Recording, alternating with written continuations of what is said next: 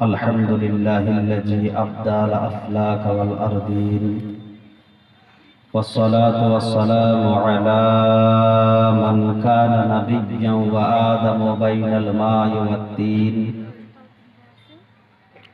أما بعد فأعوذ بالله من الشيطان الرجيم. بسم الله الرحمن الرحيم. إنما يعمر مساجد الله من آمن بالله واليوم الآخر. وقال الله تبارك وتعالى في القرآن المجيد في مكان الثاني: يا أيها الذين آمنوا اتقوا الله وكونوا مع الصادقين. صدق الله العظيم وصدق رسوله النبي الأمين المتين المبين المعين الكريم، ونحن على ذلك لمن الشاهدين والشاكرين، والحمد لله رب العالمين. قال الله تبارك وتعالى في شان حبيبه الكريم: إن الله وملائكته يصلون على النبي يا أيها الذين آمنوا صلوا عليه وسلموا تسليما. اللهم صل على سيدنا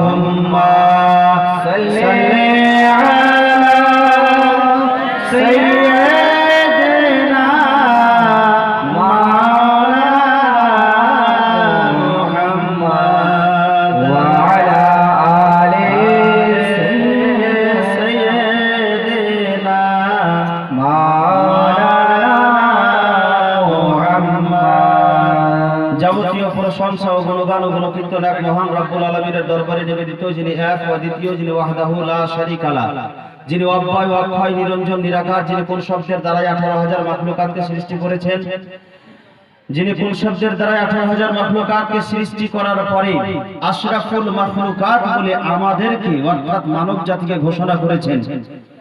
সমস্ত পবিত্রতা সেই খালিক ও মালিকের দরবারে নিবেদিত, যিনি মানব জাতির কল্যাণার্থে 114 খানা সূরা সমৃদ্ধ কোরআনে আযীম নাজিল করেছেন। সেই খালিক ও মালিকের দরবারে সকলেই একবার কৃতজ্ঞতা জ্ঞাপন করি। কোরআনের ভাষায় সকলে এক বাক্যে বলেন আলহামদুলিল্লাহি রাব্বিল আলামিন।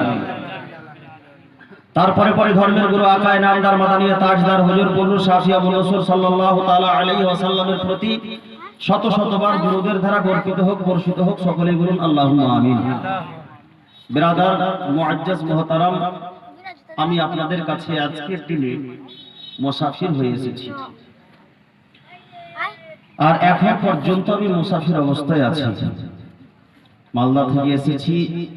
আপনারা আমার কাছে নতুন আর আমি আপনাদের কাছে নতুন। আমার কথাগুলো স্পষ্ট হচ্ছে তো বাবা? আমি সর্বপ্রথমে একটা কথা বলি, মাহফিলে এসেছি আমরা কিছু নিয়ে যাব বলে, তাই তো বাবা? মাহফিলে এসেছি আমরা কিছু নিয়ে যাব বলে। তো আজকে মাহফিলে যে এসেছি, তো মাওলানা সাহেব আলিমগণ বক্তব্য করছেন আর আমরা শুনছি, তো ওনারা বক্তব্য করে নেকি পাবেন আর আমরা কি পাবো? তো বিরাদারান ইসলাম, আপনাদেরকে আমি একটা খুবই সুন্দর এবং খুব শর্টে অল্প কথায় বেশি নেকির কথা আমি আপনাদেরকে একটা বলে দিই। মহব্বতে একবার বলেন সুবহানাল্লাহ। এখন পর্যন্ত আমি কিন্তু আমার বক্তব্যের ভূমিকা পর্যন্ত বলিনি।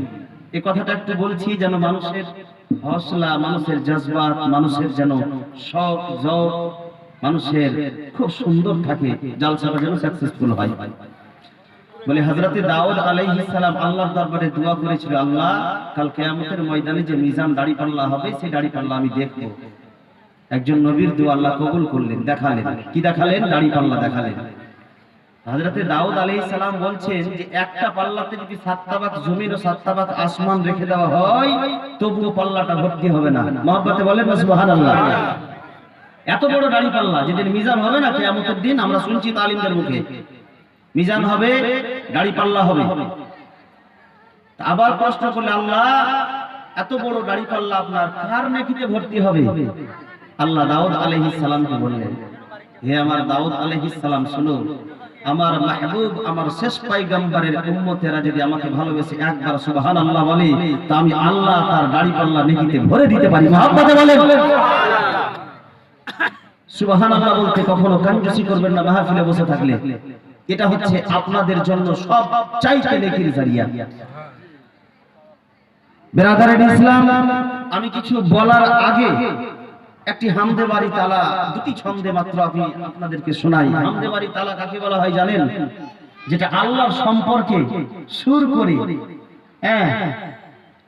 গজল পড়া যায়, যেটাকে আমরা ভাষায় গজল বলি, ছন্দ পড়া যায়, সেটাকে বলা হয় হামদে বাড়ি তালা। আর যেটা নবীর সম্পর্কে হয় সেটা হয় নাতে রাসূল। আর যেটা ওলিদের সম্পর্কে হয় সেটা হয় মানকাবাত। আর যেটা এমনি সাধারণ মানুষের সম্পর্কে, কোন মুসলমান কোন ছেলে তার বাবার সম্পর্কে ভালোবেসে গিয়েছে, সেটা হলো গজল। সেটা হলো গজল। বুঝতে পারা গেল তো? আচ্ছা, নাত শরীফ আমরা আহলে সুন্নাত ওয়াল জামাতের লোকেরা পড়ি, এটা পড়া জায়েজ আছে না নাই? জায়েজ আছে। সুবহানাল্লাহ, আলহামদুলিল্লাহ। কোথায় থেকে পেয়েছেন জায়েজ আছে? মৌলভীরা পড়ছে। আপনাদের ভাষা বাবা আমি জানি না, তো বুঝতে পারছি। মৌলভীরা পড়ছে। সুবহানাল্লাহ। আজকে আমি আপনাদেরকে শিখিয়ে দিচ্ছি কোথায় জায়েজ লেখা আছে। একজন কবি যার টাইটেল হলো শায়েরুর রাসূল, যারা মাধ্যমিক ক্যান্ডিডেটের ছাত্র ছাত্রীরা আছে, কিছুদিন আগে মাধ্যমিক শেষ হলো, মাদ্রাসা বোর্ডের যারা ছাত্র ছাত্রী আছে তারা বুঝতে পারবে। লেখা আছে শায়েরুর রাসূল কাকে বলা হয়, অর্থাৎ নবীর কবি কাকে বলা হয়। প্রশ্ন, তার অ্যানসারে আসবে হযরতে হাসান বিন সাবিতকে শায়েরুর রাসূল বলা হয়। মহব্বতে বলেন সুবহানাল্লাহ। সর্বপ্রথম শায়ের হলেন ইসলামের শায়ের হযরতে হাসান বিন সাবিত, যিনি আমার নবীর সম্পর্কে ছন্দ পেশ করতেন। আমার নবী মুস্তাফা খুশি হয়ে হযরতে আয়েশা বলেন যে মসজিদে নববীর মধ্যে হযরতে হাসান বিন সাবিতের জন্য মেম্বার লাগিয়ে দেওয়া হতো, আর আমার নবী বলতেন, এই হাসান বিন সাবিত নাতে রাসূল পড়ো। মহব্বতে বলেন সুবহানাল্লাহ। হাসান বিন সাবিত পড়তেন আর আমার নবী মুস্তাফা শুনতেন। যে ব্যক্তি নাতে রাসূল পড়ে সাহাবীর সুন্নাত আদা হয়, আর যারা শুনে তারা রাসূলুল্লাহর সুন্নাত আদায় করে। মহব্বতে বলেন সুবহানাল্লাহ। তাকবীর, আল্লাহু আকবার, তাকবীর, আল্লাহু আকবার, ইয়া রাসূলুল্লাহ, ইয়া রাসূলুল্লাহ, মাওলানা সাহেব জিন্দাবাদ, তাকবীর, আল্লাহু আকবার। আমি দুটি ছন্দ আপনাদের হামদে রাসূল শোনাই, তারপরে রাসূলুল্লাহর সম্পর্কে, যিনি হচ্ছেন ঈমানের জান, সে সম্পর্কেও শোনাবো। আর যে মাস চলতেছে এটা হচ্ছে রাজাবুল মুরাজ্জাব শরীফের মাস, আর এই মাসে হুজুর খাজা পিয়ার উরস মুবারক কালকে হয়েছে, সেই সম্পর্কে একটা মানকাবাত ইনশাআল্লাহ শোনাবো। তবে আমার বক্তব্য আজকে আমি দুটি আয়াত তেলাওয়াত করেছি, আজকে আপনাদেরকে শুনিয়ে যাব। আপনারা কি পালিয়ে যাবেন নাকি বাবা? কেউ পিছন থেকে পালাবে কি? পালাবেন না। আমার পরে আবার একটা খ্যাতনামা বক্তা আছে, হ্যাঁ, খুব সুন্দর ওয়াজ করবেন। একবার মহব্বতে বলেন দেখি সুবহানাল্লাহ। কে